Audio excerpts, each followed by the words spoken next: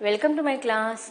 नमस्ते स्टूडेंट। बच्चों, आज हम कक्षा 9वीं की पूरक पाठ्य पुस्तक कृतिका भाग 1 का अध्ययन करने जा रहे हैं, जिसमें हम चैप्टर नंबर पहला पढ़ेंगे और हमारे इस चैप्टर का शीर्षक है इस जल प्रलय में।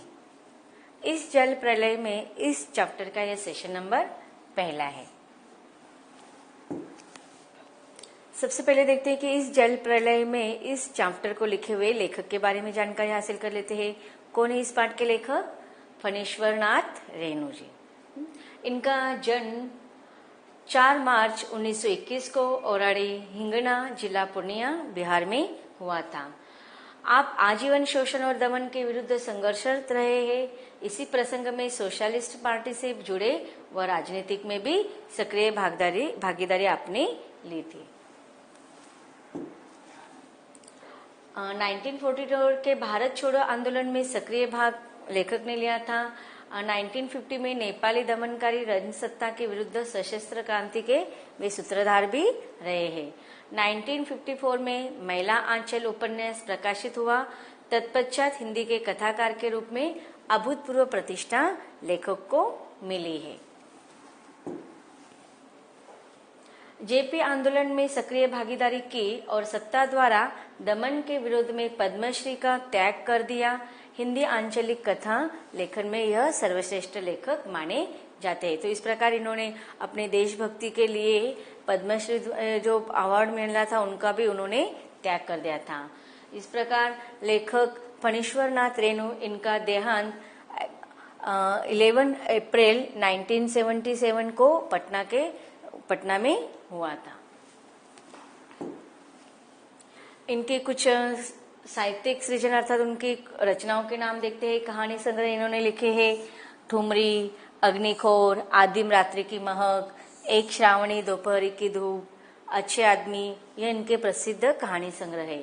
उपन्यास में इनका महिला आंचल बहुत ही सुप्रसिद्ध उपन्यास माना जाता है। इनके अलावा परती परिकथा, दीर्घतया, कलंक मुक्ति, जुलूस, कितने चौराहे, पलटू बाबू रोड, यह इनके प्रसिद्ध उपन्यास है। संस्मरण में इन्होंने ऋण जल धन जल नामक संस्मरण लिखा है। वन तुलसी की गंध, श्रुत अश्रुत पूर्व। अब देखिए संस्मरण में जो ऋण जल और धन जल यह जो लिखा है संस्मरण, वह हमारे पाठ से थोड़ा संबंधित है, जो जब पाठ पढ़ाते समय में इसके बारे में आपको बता दूंगी।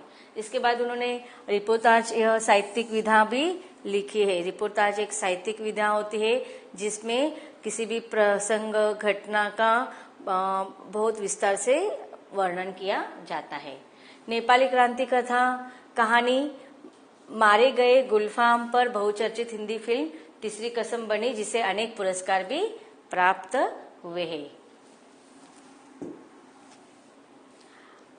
इनको सम्मान कौन से मिले देखते हैं। अपने प्रथम उपन्यास महिला आंचल के लिए उन्हें पद्मश्री से सम्मानित किया गया। इस प्रकार हमने लेखक के बारे में जानकारी हासिल कर ली है। अब हम हमारे पाठ की तरफ आते हैं, जिसका शीर्षक है इस जल प्रलय में। अब इस जल प्रलय में जो आपकी किताब है कृतिका भाग 1, उसमें पाठ शुरू होने से पहले थोड़ा जानकारी दी गई है, उसको हम थोड़े विस्तार से देखते हैं। इस जल प्रलय में ऋण जल धन जल नाम से रेणु ने सुखा और बाढ़ पर कुछ अत्यंत मर्मस्मरी रिपोर्टाज लिखे हैं। अर्थात यह इनका संस्मरण अर्थात रिपोर्टाज है। रिपोर्टाज का अर्थ मैंने आपको बताया है कि जिसका एक सुंदर उदाहरण हमारे सामने यह पाठ है इस जल प्रलय में। इस पाठ में उन्होंने 1975 की पटना की प्रलयंकारी बाढ़ का अत्यंत रोमांचक वर्णन किया है, जिसके वे स्वयं भुक्तभोगी रहे। अर्थात उन्होंने वहां पर स्वयं उस बाढ़ का अनुभव लिया है। उस कठिन आपदा के समय की मानवीय विवशता और यातना को लेखक रेणु जी ने अपने शब्दों के माध्यम से साकार किया है।